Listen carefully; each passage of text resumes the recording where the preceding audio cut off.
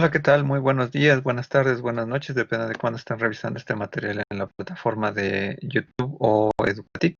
Esta será una sesión grabada que equivale a la sexta videoasesoría para alumnos de Unitec para la materia de semiótica y comunicación visual, cuatrimestre 2021-1.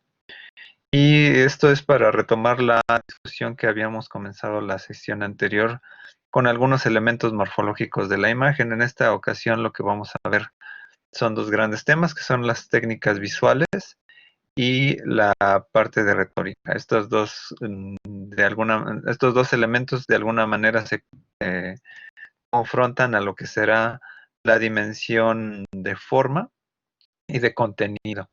Entonces, bueno, vamos a entrar de lleno a esta parte. Vamos a entrar que, bueno, en esta parte reflexionamos sobre la base en que el diseño tiene una conexión con el signo visual, porque estamos necesitados de expresar formas que conllevan significados. El de por sí mismo contiene la metáfora de decir signos. Esto es algo que habíamos visto desde arranque del curso. Y la naturaleza donde se encuentra el ser humano establece una jerarquía de los sentidos que se subraya la parte de la obtención de la información por la parte visual, ¿no? Entonces, de alguna manera, aquí vamos a constatar que cada vez que se realiza un proceso de diseño gráfico, vamos a estar dimensionados por algunos elementos. De alguna manera vamos a recapitular un poco lo que dice Jan Costa aquí. ¿Qué sería, cuáles serían los elementos de necesidad comunicacional o visual o grafismo funcional que contienen estas tres características, ¿no? Poseen un lenguaje bimedia, o sea que hay algo icónico y algo textual, o sea, vamos a comunicar con un mensaje lingüístico y un mensaje icónico, que puede ser denotativo o connotativo. Pretende asegurar la correcta transmisión y comprensión del significado global. Aquí hacemos alusión un poco a la parte de que hacía Humberto Eco en la unidad cultural y a los códigos, y que es un mensaje prefabricado elaborado cuidadosamente de ser emitido sin improvisación, reducción de ambigüedades y ruidos visuales. Aquí es mucho la parte cultural. Vamos a entrar un poquito a ver de Adondis. Para de Adondis la sintaxis, ahorita lo que vamos a ver es una condición de forma. Entonces, para de Adondis y la sintaxis solamente puede significar la disposición ordenada de palabras en una forma y ordenación apropiada si se definen unas reglas y lo único que hemos de hacer es aprenderlas y usarlas inteligentemente. Entonces es la sintaxis de la alfabeticidad la que implica la disposición nada de las partes y sigue el abordaje y proceso de composición con inteligencia y saber cómo afectarán las decisiones compositivas al resultado final. Si bien recordamos la parte que aludía Charles Morris a las tres dimensiones de la semiótica, sintáctica, semántica y pragmática, el buen uso de los elementos compositivos de una composición nos va a dar el sentido que va a poder contrastar con un determinado significado y un uso determinado del signo en la función que éste realice. Entonces, lo que vamos a ver son una especie de técnicas que son agentes del proceso de comunicación visual y su energía da forma al carácter de una solución visual. Manipulan los elementos visuales con énfasis cambiante y como respuesta directa al carácter visual de que se diseña y de la finalidad del mensaje. Y se pueden ver dos categorías supuestas. Estas dos categorías van a ser el contraste y la armonía. En este juego va a estar jugando de Adondis estos dos elementos. Y vamos a ver, por ejemplo, que bueno, en esto, si bien pueden haber obras que pueden implicar armonía y contraste al mismo tiempo, como Las Meninas de Velázquez, ¿no? Donde en primer plano parece una armonía, donde están las meninas ahí, organizadas, etcétera. Al fondo vemos una dimensión de contraste, ¿no? Aquí gana más el contraste al final, porque pues, es la parte del fondo la que gana. En el equilibrio y la inestabilidad, por ejemplo, tenemos dos cosas, por ejemplo, tenemos la última cena y tenemos este cuadro de una vela. Si vemos el cuadro, por ejemplo, de la última cena, está equilibrado en términos incluso geométricos relativamente. Hay un plano que gana un punto hacia abajo, pero se equilibra con el fondo que está atrás. En cambio, por ejemplo, aquí tenemos una vela en donde todo este espacio, ¿no?, está mal utilizado. Entonces, aquí está desequilibrado porque el peso se pone totalmente en esta parte. Van a haber otros ejemplos de deadonis donde son más de sentido común, ¿no? Poco, por ejemplo, aquí ver la simetría frente a la simetría. Aquí tenemos unas líneas guías, pero el punto más o menos queda más o menos por acá. Entonces, como que aquí está, bueno, aquí hay otro tipo aquí está equilibrado, pero en función de que aquí hay dos elementos, aquí hay un elemento 1 y elemento 2, entonces por eso hay un equilibrio, pero es asimétrico en este caso. Por ejemplo, el peso de aquí no es equivalente del mismo tamaño al elemento que está a la izquierda. En regularidad e irregularidad, pues, por ejemplo, podemos ver aquí que hay varios planos de apoyo, ¿no? Líneas guía, etcétera, ¿no? Pues bueno, es un plano más o menos ordenado en este cartel de Lautrec frente a este otro que es irregular, ¿no? Es más una pintura cubista, ¿no? En esta pintura del Greco es simple, ¿no? Y en esta de Goya, pues se nota una figura compleja. En esta fotografía de la Torre Eiffel, pues se ve una unidad, se ve como todo un elemento al unísono. Y en esta ciudad, ¿no? Por ejemplo, esta fotografía de ciudad, todo está como fragmentado, no se puede determinar hacia dónde se carga, ¿no? O hacia qué edificio se carga la unidad. Economía y perfusión, por ejemplo, aquí hay pocos elementos, ¿no?, que inundan el cuadro, son puras letras, ¿no? Y aquí hay una proposición más profusa, ¿no? Hay más elementos, ¿no? Aquí, por ejemplo, similar, ¿no? Es reticencia y exageración. Aquí nada más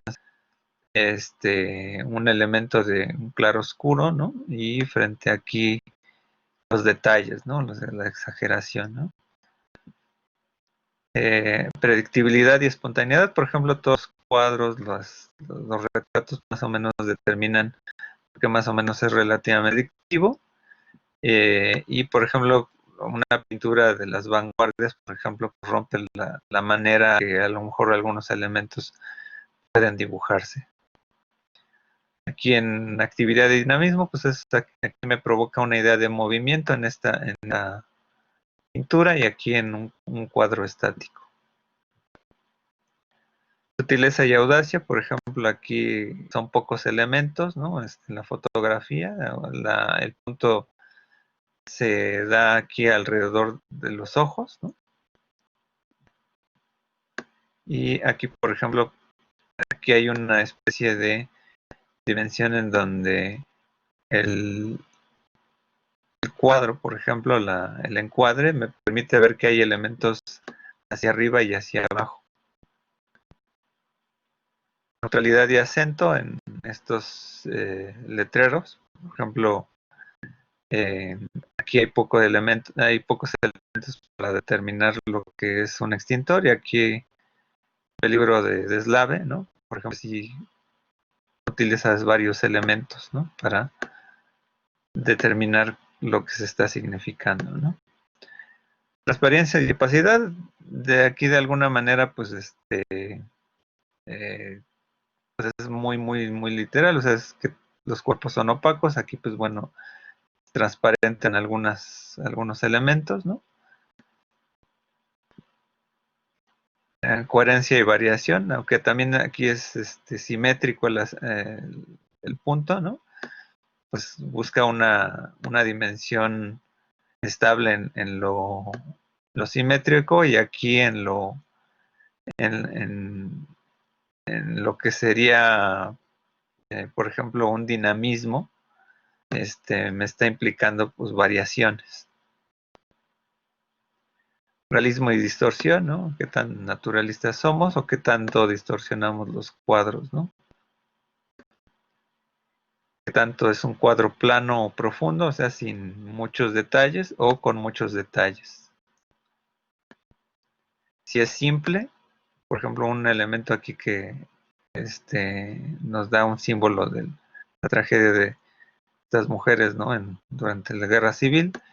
Y aquí, en el cuadro de Guernica, pues hay una juxtaposición de muchos elementos con significación, ¿no? Un caballo, un toro, etcétera, las manos, etcétera, ¿no? Si aquí hay, por ejemplo, elementos de secuencia, ¿no? Aquí hacia abajo, o hay elementos aquí de aleatoriedad, ¿no?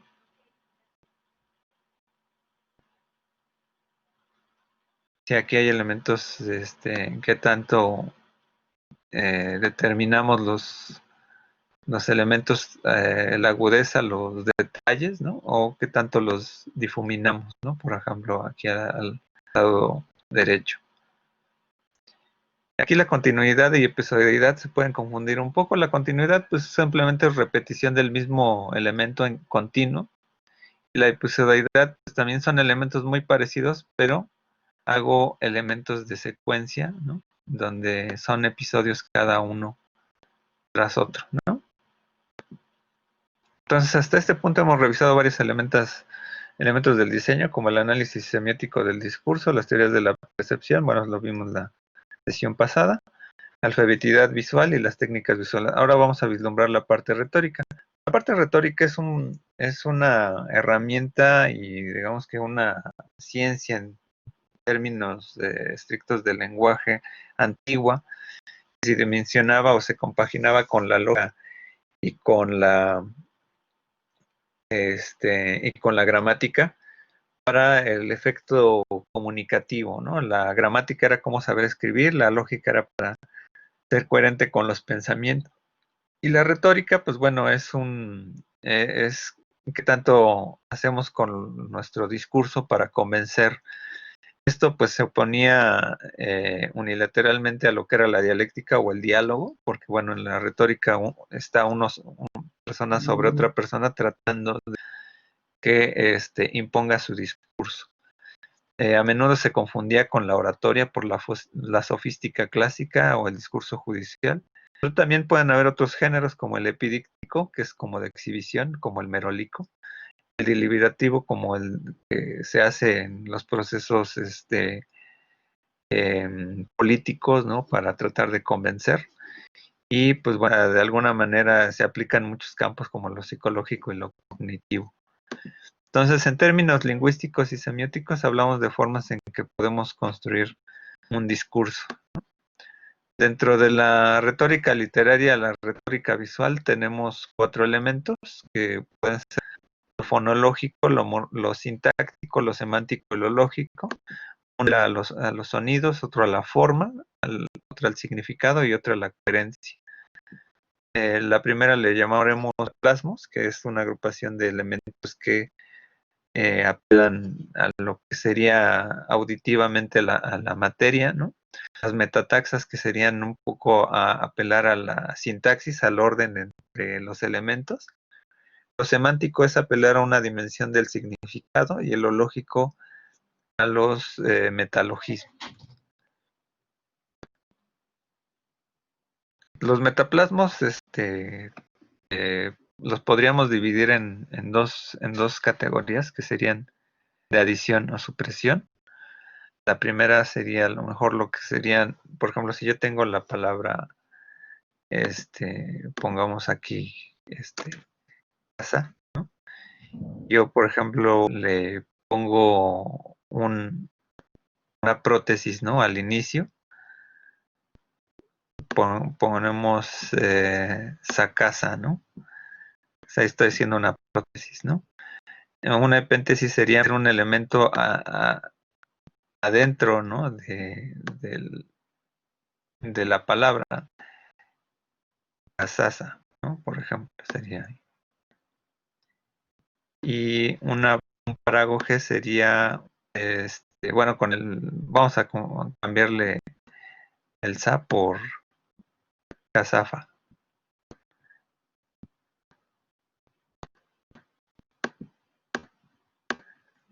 Entonces, por adición, yo le puedo hacer al principio, en medio o al final, ¿no? Entonces eso sería una prótesis, esto sería una prótesis, una epéntesis y un parágoge. Si yo, en cambio, le quiero restar, ¿no? Quisiera, tengo la palabra casa, ¿no? Y entonces resto elementos, ¿no? Entonces le quito al principio la C y nada más pongo asa. Es una féresis. Si le quito el elemento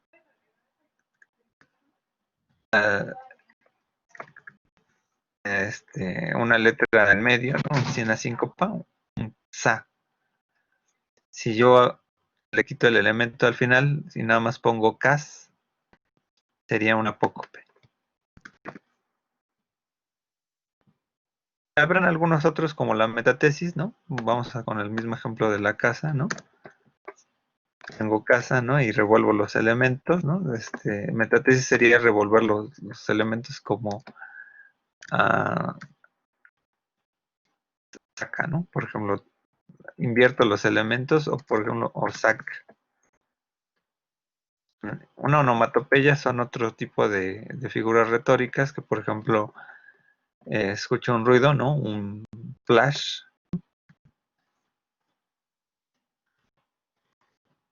es una onomatopeya, ¿no? Es como de un golpe, ¿no? Una literación clásica es como ruedan las ruedas del ferrocarril, donde yo hago literalmente lo que yo tengo alrededor de las letras. Eh, Ahora vamos con las metataxas que apelan a la sintaxis, ¿no? El hiperbatón pues es una alteración, ¿no? En términos del orden, ¿no? Por ejemplo, como habla Yoda, ¿no? Si quieres la materia pasar, estudiar debes, ¿no? O algo así. No hay un orden más o menos establecido, entonces el hiperbatón es lo que lo cambia, ¿no? Elipsis es quitar un elemento, ¿no? En vez de decir yo fui me desperté y luego fui a la escuela, estás quitando muchos elementos entre despertarte y luego ir a la escuela, ¿no? Me desperté y fui a la escuela, ¿no? Entonces, quitas elementos como me desperté, desayuné, me di un baño, no sé, me cambié, bla, bla, bla, y ya fui a la escuela, ¿no? Y hay todavía muchos, ¿no? Que podrían, quitarse, ¿no? El pleonasmo, pues es decir cosas evidentes, ¿no? Salir para afuera, ¿no? Entrar para adentro, ¿no? Anáfora, que es un elemento en donde vas a repetir elementos que van a estar dentro del discurso, ¿no? Así como yo te dije, yo te hablé, yo te escuché, etcétera, ¿no? El yo sé, ¿no? La silepsis es un error de concordancia, por ejemplo, cuando dices la mayor parte de alumnos asistieron a clase, asistieron no es concordante con la mayor parte, ¿no? En términos de verbo y conjugación, ¿no? La mayor parte asistió a clase. Pero, por ejemplo, en oraciones que se usan mucho en la estadística, se apela muchas veces a las dimensiones como tales, ¿no? A lo que está transformando el enunciado, ¿no? El objeto que está manipulando, pues a veces permite. Los metasememas que apelan un poco apelan al significado, perdón.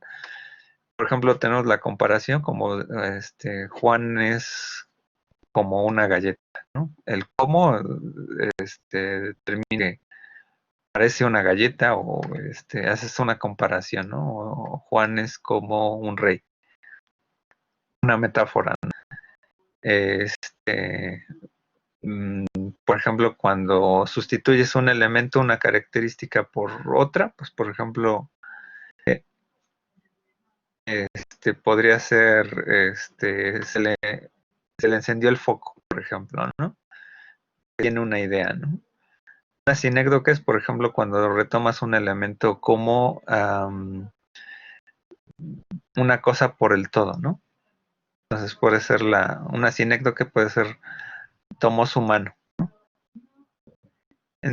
Una metonimia puede ser una dependencia que se hace, por ejemplo, de una palabra sobre el todo. Por ejemplo, compraron un Van Gogh, ¿no? No es que compraron una persona que se llame Van Gogh, sino un cuadro que pintó Van Gogh, ¿no? Este, Luego tenemos lo que es la prosopopeya, que sería, por ejemplo, cuando le das asos animados a las personas, digo, a cosas que no son personas, por ejemplo, no sé, la estufa estaba hablando, ¿no? Las estufas no hablan, ¿no? Entonces le das un carácter de personificación. Un hipálague sería dar características que no tienen, por ejemplo, una cosa con otra, ¿no? Por ejemplo, se fue volando, ¿no? Las personas no vuelan, ¿no? Por ejemplo, Juan se fue volando, ¿no? Pero quiere decir que se fue muy rápido. Un oxímoron que es como el gran pequeño, ¿no? Por ejemplo, es una contracción entre una y otra.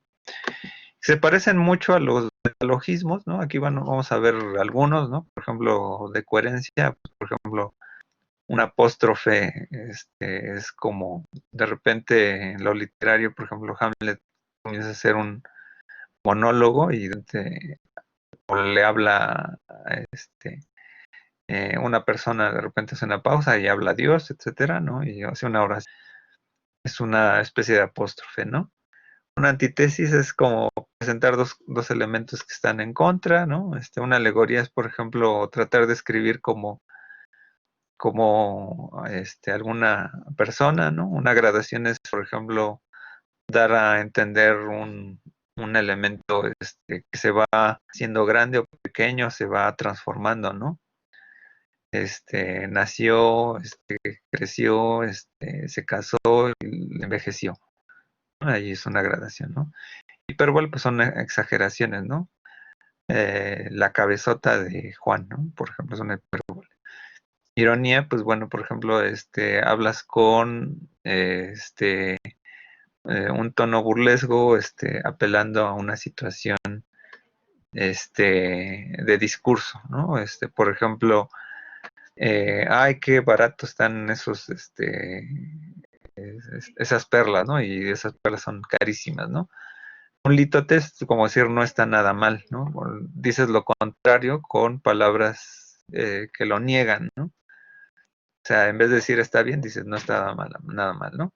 La paradoja, pues, por ejemplo, ahí sí es cuando puedes decir, salió para adentro, por ejemplo, ¿no? Es dos elementos que no tienen coherencia, ¿no? Lo interesante de verla ahorita, estos ejemplos que vienen de lo lingüístico, va a ser cómo lo transformamos a la parte visual, ¿no? Entonces, en el análisis visual o la creación, se retoman estas figuras retóricas y existen varios modos de clasificar estas figuras retóricas, ¿no? Para una comprensión o realización de un discurso determinado. Tratamos de describir lo mejor posible el cuadro o el método visual o para identificar de mejor manera la figura retórica. Buscamos lo literal, o sea, un grado cero, ¿no? De recepción de lo que estamos viendo. Y hay un juego de normatividad o transgresión en los signos para identificar el mensaje, ¿no?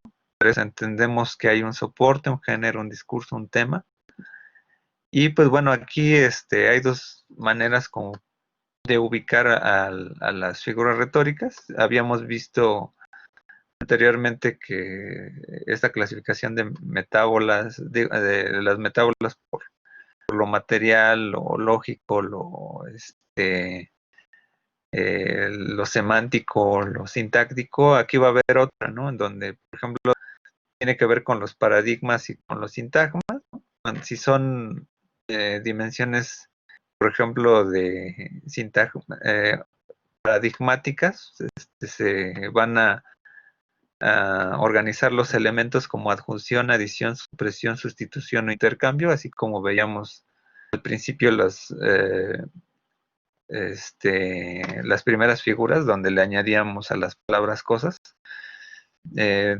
tienen, por ejemplo, elementos de operación. O sea, eso es a nivel paradigmático, a nivel sintagmático.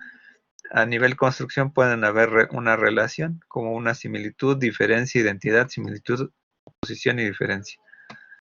Entonces, ahí pues de alguna manera dejé ahí un texto para que revisen un poquito esto.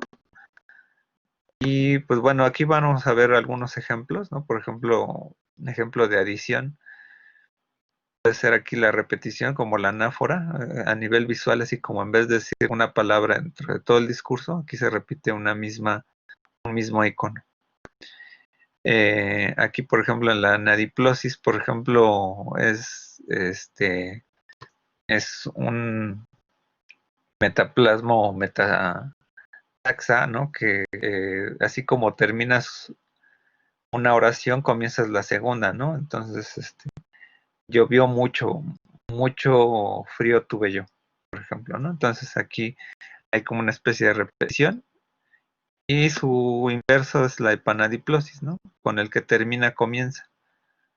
Entonces, yo tuve mucho frío tuve yo, ¿no? Entonces, si yo lo pongo a nivel visual, por ejemplo, podemos ver aquí que se repite en las puntas, no hay un principio ni un fin, ¿no?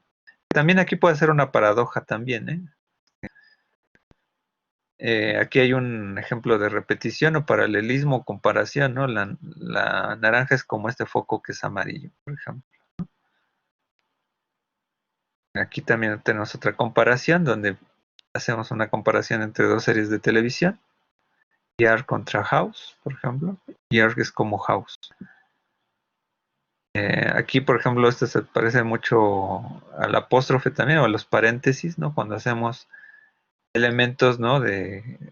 Como los collages, ¿no? Son una especie de elementos que son sumatorios, de adición, ¿no? Aquí una paronomasia, ¿no? Es un elemento de similitud, una figura retórica de similitud, ¿no? Por ejemplo, este cuadro se parece a este otro. Este es otro metaplasmo, que sería otra paronomasia. Una sinonimia es como comparación, es metasemema. Una gradación, como lo que veíamos, aquí esta persona va envejeciendo. Un epíteto, ¿no? Por ejemplo, bueno, aquí es la mezcla, ¿no? Es una figura de acumulación. Aquí hay una paradoja. En internet ya hay muchos, luego si uno busca figuras retóricas visuales va a encontrar muchos más ejemplos, ¿no? Una elipsis, ¿no? Por ejemplo, aquí ya no estoy viendo la cara, ¿no? De la persona, ¿no? Una sinécdoque, por ejemplo, aquí en vez de ver a la persona anciana ya veo que sus manos son avejentadas, ¿no? Una metonimia, ¿no? Por ejemplo, es el todo por la parte, ¿no? Más o menos aquí un alto a la violencia a través de la mano, ¿no? La mano es la que está hablando.